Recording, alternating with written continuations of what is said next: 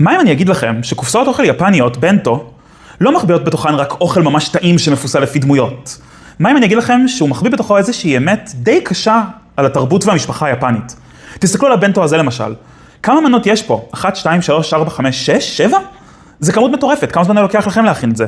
ואז צריך לעצב את זה, לעצב מחדש בקופסה, לשלוח את הילד לגן, לנקות, לבשל מחדש, לחשוב על רעיונות מקוריים, כי כל בנטו צריך להיות מקורי וחדש ויפה כל יום. האובססיה היא כל כך גדולה, שיש מגזינים שלמים שנועדו לתת רעיונות לבנטו כזה. ואפילו עוד יותר קיצוני. פעם קראתי על מישהי שעברה לגור ביפן, והגננת התקשרה אליה ואמרה, הבן שלך אכל יופי את האפונה היום, אבל לא אכל את הגזר. הכל בסדר בבית, איך אתם מתאקלמים ביפן? תחשבו איזה אבסורד זה. אז למה זה ככה? למה היפנים כל כך אכפת מהנראות של הבנטו?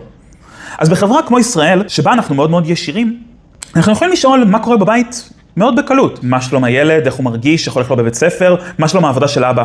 ביפן, חברה יותר מסורתית ומסוגרת, אנחנו פחות שואלים שאלות כאלה. אז מה צריך? צריך רמז, והבנטו הוא הרמז המושלם. אפשר לדעת מה המצב של הילד, כי אם הוא אוכל כמו שצריך, כנראה טוב לו בבית ספר, ואז הוא גם לומד.